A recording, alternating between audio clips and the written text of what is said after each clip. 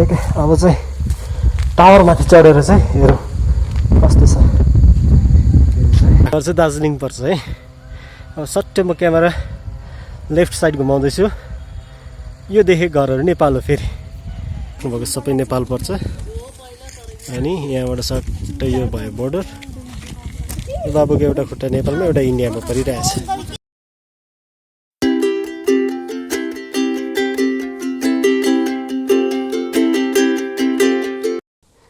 गढी मन्दिर, नागरिक farm, bus stand. आज निलम 125। गुड मर्निङ एन्ड नमस्ते अल अफ यु। सबै सन्चै हुनुहुन्छ होला है। यहाँनिर यस्तै छ यहाँको मौसम चाहिँ। घाम लागे पनि चिसो, हावा सरर चिसो आइरहेको छ। अनि बाइक चलाउँदाखेरि चाहिँ अलिकति होसियार गरेर एकदम साफ टर्निङहरू हुन्छ यसरी है। यो सबै अगाडि देख्नुभएको चाहिँ सबै चिया बगान हो। यो देखेको कर्सियङ हो, यता सोनादा टोङ भन्छ। यहाँ देखेको गुम हो। क्यामेरामा खासै राम्रो आएको छैन होला। यहाँ हाम्रो सिभिल पुलिस भैयाहरू।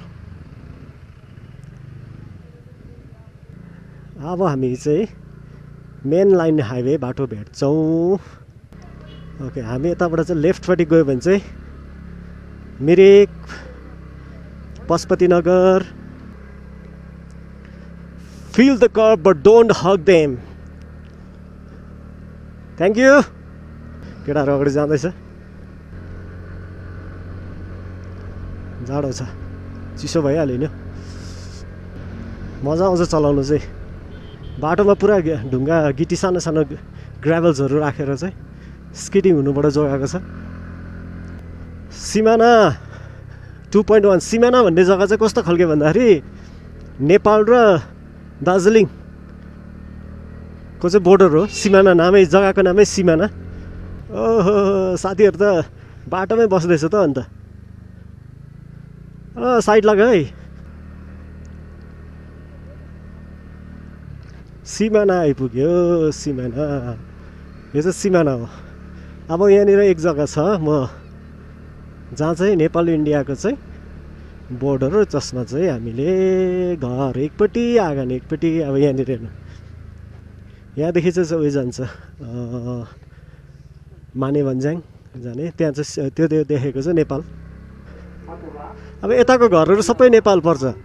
अब यो रोड भयो इन्डिया पर्छ। यो सबै नेपाल हो यताको घरहरू।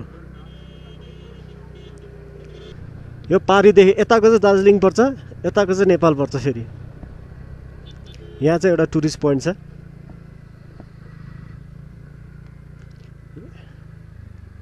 यहाँबाट पनि यसो नेपालहरू चाहिँ हेर्नुको लागि ठिक छ जग्गा।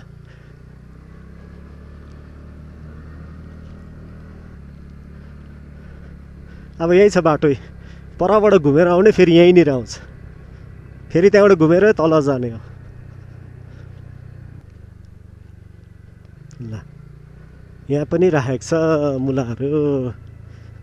अघि आएको बाटो त्यही माथि हो, यहीँ छ। फेरि फेरि तल टर्निङ चाहिँ यस्तो खालको छ। होइ बाटो भन्दाखेरि होइ भन्ने खालको बाटो छ। राइड गर्नु चाहिँ मजा आउँछ। ओके, हामी पशुपति नगर आइपुग्यो। पशुपति नगर भन्छ यसलाई चाहिँ। यहाँबाट चाहिँ काठमाडौँको लागि गाडीहरू, धरानको लागि गाडीहरू, काठमाडौँ धरानको लागि गाडीहरू पाइन्छ। यो हो बोर्डर। यहाँबाट चाहिँ छिर्छ हामी। सिधा गयो भने चाहिँ हामी मिरिक जान्छौँ। अब यही तल छ बाटो। फेरि घुमिया घुमिया हो, घुमिया घुमिया।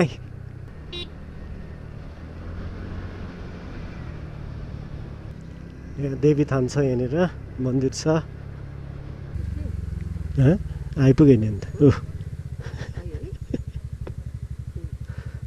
कहाँ आसङ्गहरू त अहिले त अर्को यता बनाएको छ त है, पहिलाको जग्गामा छैन।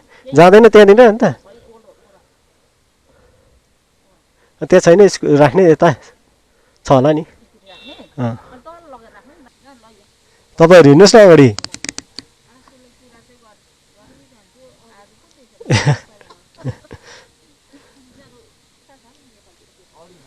पर्किन एकछिन फुलहरू चट्ट राखेको छ नेपालमा तपाईलाई स्वागत छ you are welcome to Nepal अब यो नेपाल हो यो बास छ यहाँदेखि त यति यता देखिराख्नु भएको सबै नेपाल पर्छ अनि यहाँबाट सट्टै यो भयो बोर्डर यो बाबुको एउटा खुट्टा नेपालमा एउटा इन्डियामा परिरहेछ अब यो नेपालको घरहरू भयो फेरि यतापट्टि इन्डिया पर्यो फेरि ओके अब यो बाबुको चाहिँ एउटा खुट्टा नेपालमा एउटा खुट्टा कहाँ छ इन्डियामा थाहै छैन रहेछ लिएर यो देखिराख्नु भएको तपाईँले देखिरहेको मैले जहाँ बेसी चाहिँ नेपालको भूभाग पर्छ भने यही पल्लोपट्टि चाहिँ हाम्रो दार्जिलिङ पर्छ फेरि इन्डिया यता देखेको सबै इन्डियाको घरहरू हो भने फेरि यता चाहिँ नेपालको यो बाटो अहिले चाहिँ हामी नेपालमा छु होइन यता चाहिँ इन्डिया यो सबै देखेको इन्डिया दार्जिलिङ भयो टी गार्डनहरू देखिराख्नु भएको छ होला त्यहाँनिर यो टी गार्डनहरू भयो फेरि यतापट्टि चाहिँ फेरि नेपालपट्टि चाहिँ खासै टी गार्डनहरू छैन यहाँ चाहिँ आफ्नो प्राइभेट आफ्नो पर्सनल जग्गाहरू छ भने उहाँ चाहिँ सबै टी गार्डनहरू छ पर देखेको चाहिँ मिरिक हो मिरिक बजार फेरि यता देखेको चाहिँ अन्तु अलिकति यता देखेको फिक्कल फेरि यो नेपालको घर यो फेरि दार्जिलिङ घर यो नेपालको किचन त्यो इन्डियन किचन यहाँ धन्यवाद दिइरहेको छ अब यहाँ देख्नु त चाहिँ इन्डिया गोपालधारातिर लाग्दैछु खै अब तल भेट्यो है म जाँदै गर्छु जाने होइन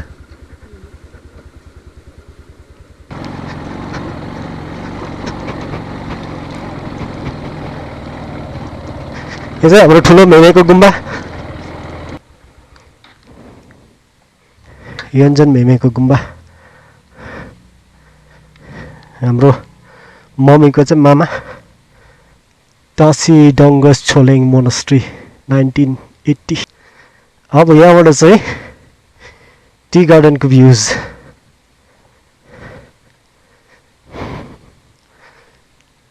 टक्क लगाएर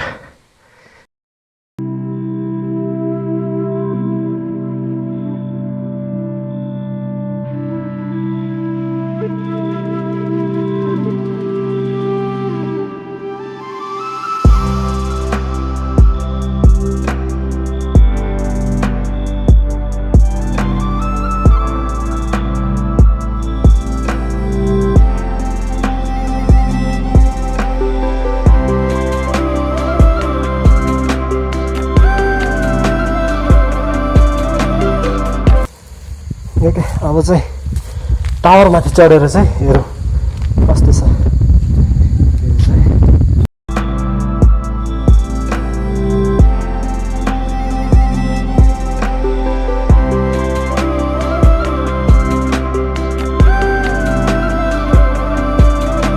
यो पुरै नेपाल यताको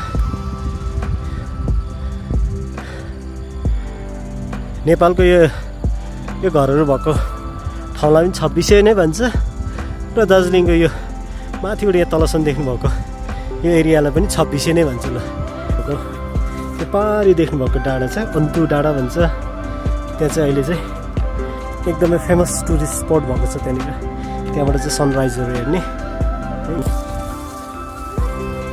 यो भ्यू टावर पहाडभित्र पनि एउटा सानो सानो कालो हिँड्नुपर्छ साह्रो छ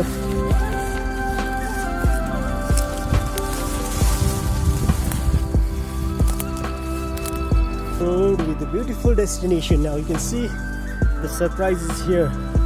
What is the surprise? The surprise is now you can see. Okay, guess done.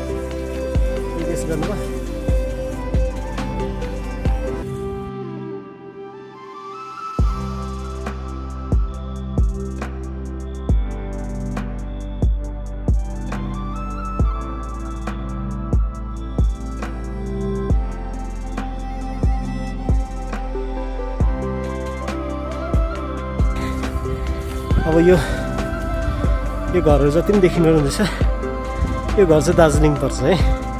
अब सट्टै म क्यामेरा लेफ्ट साइड घुमाउँदैछु, यो देखेको घरहरू नेपाल हो। फेरि यो पुरै नेपाल यताको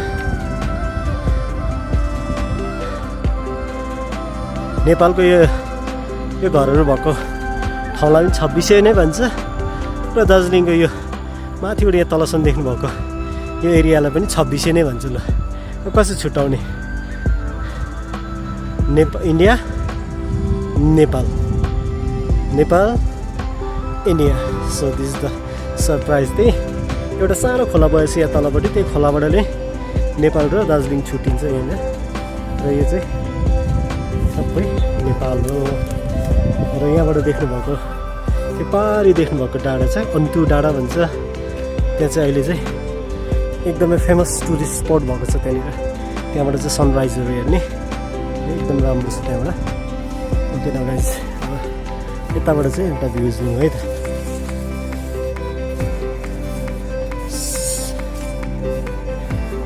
ओके, यो केटाहरू फेरि एउटा आनन्दसँग बसिरहेको छ।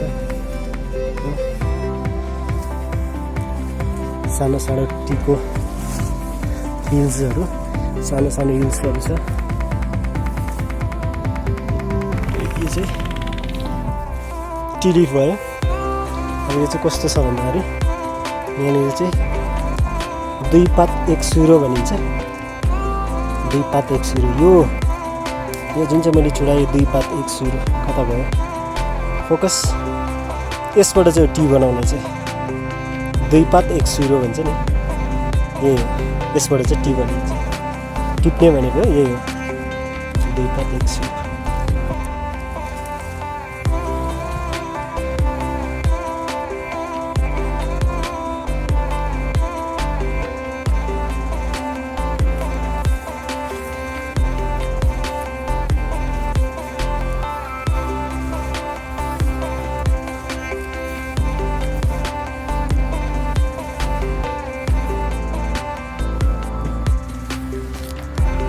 यो बाटोबाट चाहिँ उता गयो भने चाहिँ पशुपति नगर, सुखियापोखरी, दार्जिलिङ हुन्छ भने फेरि यही बाटो चाहिँ फेरि यता गयो भने चाहिँ हाम्रो मिरिक सिलगढी जाने बाटो चाहिँ यताबाट, सौरिनी जाने बाटो पनि यतैबाट हो। र उता देखेको चाहिँ अब सबै बादल लागेको छ, फगी लागेको छ, त्यसले गर्दा त्यति क्लियर छैन। त्यहाँ पारिदेखि फगी लागेको एरिया चाहिँ त्यो ट्रेनको लिक भएको, दार्जिलिङको ट्रेनको लिक भएको चाहिँ त्यही एरियाबाट जान्छ सिलगढी, त्यहाँबाट हो। त्यसलाई चाहिँ खरसाङ भनिन्छ। त्यहाँ चाहिँ राम्रोसँगले देखेको छैन, आज खोलेको छैन।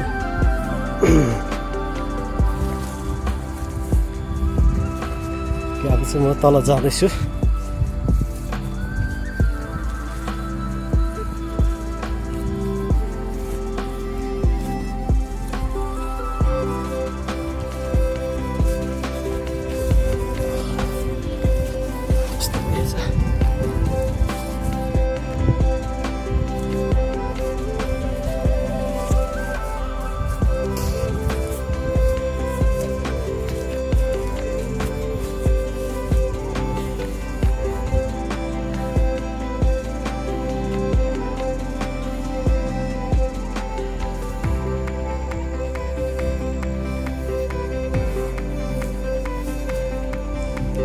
तल जानु त फेरि अल्छी लाग्यो देखिन्छ।